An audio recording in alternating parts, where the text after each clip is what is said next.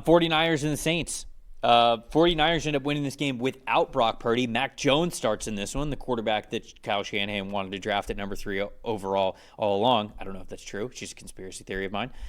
They win this game 26-21 in New Orleans. The top 5 graded players that we have for the San Francisco 49ers, linebacker Fred Warner, as he often is on this list. And at the top here this week, 95.1. Edge rusher Bryce Huff with a 90.4. Offensive tackle Trent Williams with a 93.4. Center Jake Brandell with an 80.2.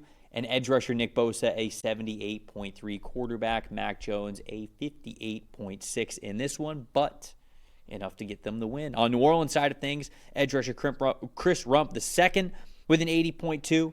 Linebacker Demario Davis a 79.1. Wide receiver Chris Olave a 72.6. Wide receiver Rashid Shaheed with a 71.2. Safety Jonas Sanker, the rookie from Virginia, with a 70.1. And then quarterback Spencer Rattler a 75.5. Not too bad from Spencer Rattler there, but obviously not quite good enough to get the win over a good San Francisco 49ers team. Stat that told the story, Dalton. I think for me, the Saints kind of have this thing where once they get in the rhythm of a game offensively, they look okay. Rattler looks at least functional out there. They don't make a ton of explosive plays. He made a couple more this week than last week, but they look functional. It's about starting the game off right and then finishing the game right. I think that's the hard part for the Saints right now, is just taking too long to find that rhythm, right? A second straight week where they were shut out in the first quarter. When you look at this team in the first and the fourth quarter of games this year, of their 2 games, they've only scored 10 points. When you look at them in the second and third quarter, they've scored 24. I just think in general, because this game by the numbers was pretty even, and it came down to the wire until Rattler fumbled and he had a shot to win the game, obviously. But right. You look at their first 4 drives, 3 punts and a missed field goal. And then you look at 2 drives in the end with a 5-point deficit and a chance to win the game, a punt and then a turnover on downs that was actually caused by that fumble. I think they recovered it, but it was 4th down anyway. There's just this thing of it just takes them too much time to get in a rhythm, right? And you could see with San Francisco, the first drive from Mac Jones, he was working out the jitters a little bit, but after that, it didn't take long for Mac Jones to find his rhythm. It's taking too long for Kellen Moore and his Saints offense to get into that groove, to really figure out what they want to do, because I don't see a whole lot of, right now, rhythm and layering in the Saints offense. It just feels like they're running plays. And part of that is their offensive line struggling, but it feels like they're taking too long to find what's going to work. And then it works for a bit. And then once the defense adjusts back to it, then we're behind. We're in a 2-minute drill. And we're just then at that point, we're trying to win, obviously, 7-on-7 type football where we're behind, because both games, they've had a shot to win or tie on the last drive of the game and just haven't come away with it. But they're falling behind too early. And to me, in the first quarter especially, they have to start these games better. I think Rattler has played okay. Hasn't been spectacular. It's not flashy, but he's been good enough to keep them in it. But they need to get off to better starts and start attacking if they really want Rattler to win ball games. Yeah, I just don't know if they're really going to be the aggressors. Not that I disagree with you, because I think they have to, because every team in the NFL really does. There's just not many teams in the NFL that can afford to just walk out there and be like, hey, yeah, we'll just play football, and then kind of when we get hit in the mouth, that's when we're going to wake up and we're going to figure it out. I think every team in the NFL needs to go out there and say, okay, we're going to set the tone. We're going to get on the scoreboard early, and then we're going to control this football game. And I think the Saints obviously want to do that. They're just not really built to do that right now. I think that they've been – I want to give them credit. Like, they've been good at hanging in there and making adjustments. They have. But I think that's also a big reason why even with Rattler not playing poorly, like really poorly, you might see them go to Tyler Shuck at some point just because they might want to see if he can be that instead. And I think that some people might look at it right now and they might say, well, how is Tyler Shuck not starting right now? Well, it's hard to start as a rookie. It really is. And to be honest, we start a lot of these guys before they are ready. And so right now, New Orleans actually has the opportunity where there's not a lot of expectations on them. Spencer Rattler is fine, but they don't have to throw Tyler Shuck out there week 1 right away, even with him being a second-round pick. They can wait a little bit. Maybe it's the second half of the year. Maybe don't throw him out there until week 10. And to me, that's totally fine. You're not wasting time if you're the Saints. The Saints are going to get a top 5 draft pick. It's just a matter of where they're going to be picking. So that part doesn't really matter. You kind of just want to figure out, when is Shuck going to be the most confident? When's his team going to be ready for him to start? And they can actually try to evaluate what they have in him. Because if not, then you're probably drafting a quarterback wherever you're ending up drafting in the top 5. if the draft class obviously allows you to do that. But there's a Nussmeier conspiracy there too. And he feels like that's probably the most likely scenario here. But my stat that told the story is Kyle Shanahan is, we talk about how important the quarterback position is, right? I mean, you can't win without a quarterback. Kyle Shanahan's offense is about as quarterback-proof as you can possibly get, right? Because whether it's winning with Brock Purdy, whether it's winning with Jimmy Garoppolo, whether it's winning with Mac Jones, like whoever it is, he is just able to get the most out of a lot of these quarterbacks. And kudos to him. He's one of the best head coaches in the NFL, and he has been for a long, long time now. But Mac Jones in this game, he wasn't spectacular, but he did exactly what the San Francisco 49ers needed him to do as a backup quarterback coming into this game in a short-term situation to go on the road to New Orleans and beat this team. He was 26 for 39, 273 passing yards, 3 touchdowns, 0 interceptions, no big-time throws. He did have a turnover-worthy play in this one, although I do think that there was one throw that was to the side of the end zone that I think could have been categorized as a big-time throw. Or actually, I might have wrote that down wrong. He might have had one big-time throw and 0 turnover-worthy plays. I got to double-check myself on that one because I'm replaying the all-22 that I watched in my head, and I felt like there was a big-time throw that he had over the middle. And the touchdown to Jennings, is that what you're getting at maybe? Or was there another one? That might have been it. But then there was another one that was in the corner of the end zone that I thought could have also been a big-time throw.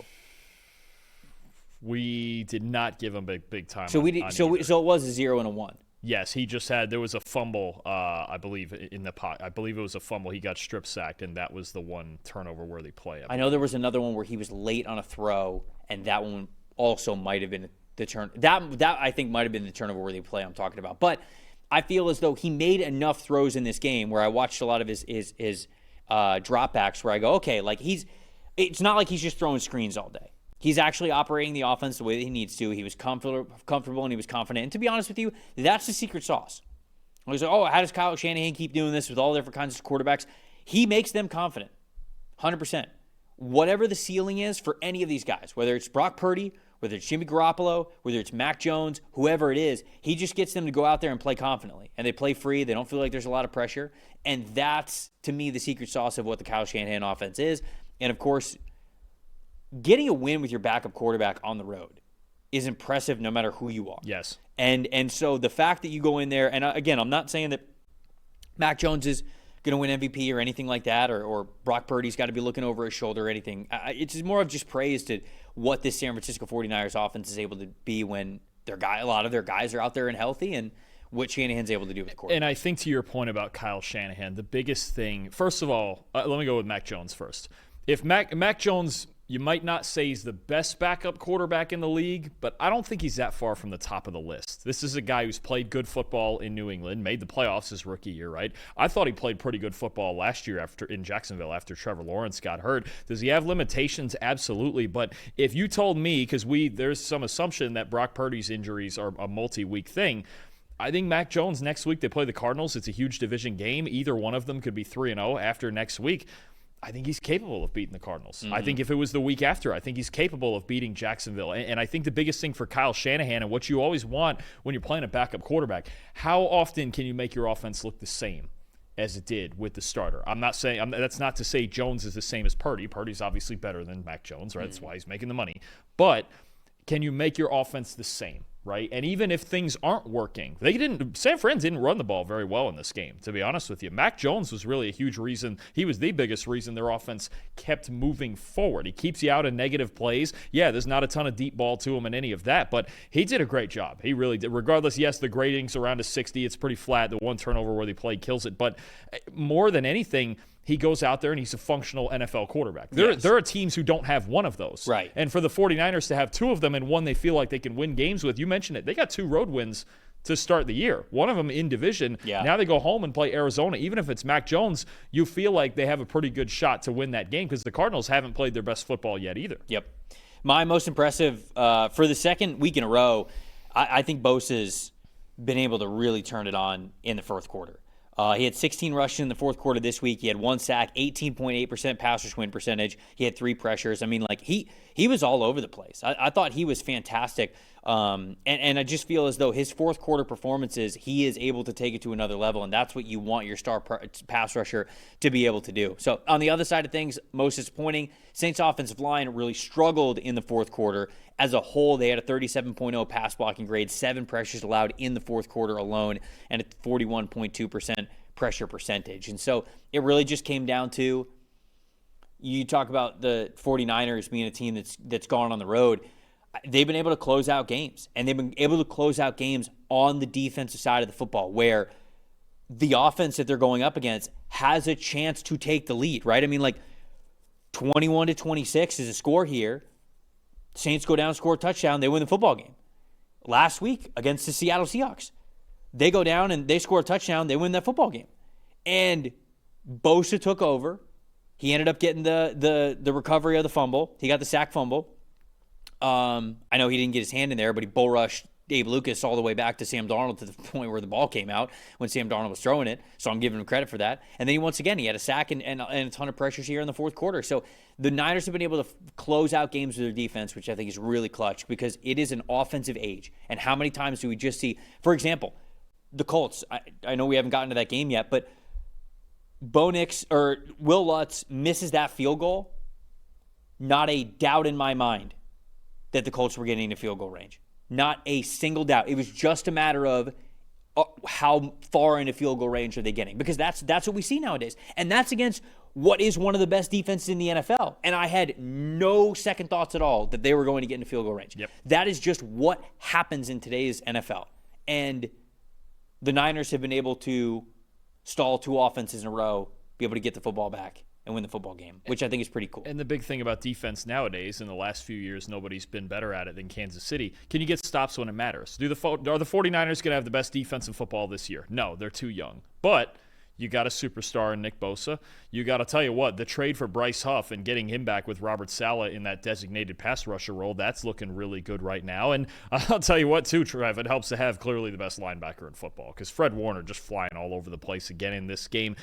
6 tackles in run defense alone with 2 stops, 93.4 coverage grade with 3 stops. And it's just, does it feel like he just makes a game-changing play every single week? The forced fumble on Alvin Kamara after he made a catch in the flat, the play that got reviewed forever, and they were like, did he fumble? Is it incomplete? What is it? And it just feels like every time they need a huge play, because that play was at the 49ers 30. That was another spot where the Saints were driving to take a lead, and Fred Warner flips the game on its head. He's just so clearly, and I know Zach Bond's great. On the other side, Demario Davis in this game, he was great too. He's fantastic still at his, but Fred Warner is so clearly the best linebacker in football, and one of the just biggest, every single play could be a game-changing play because of him.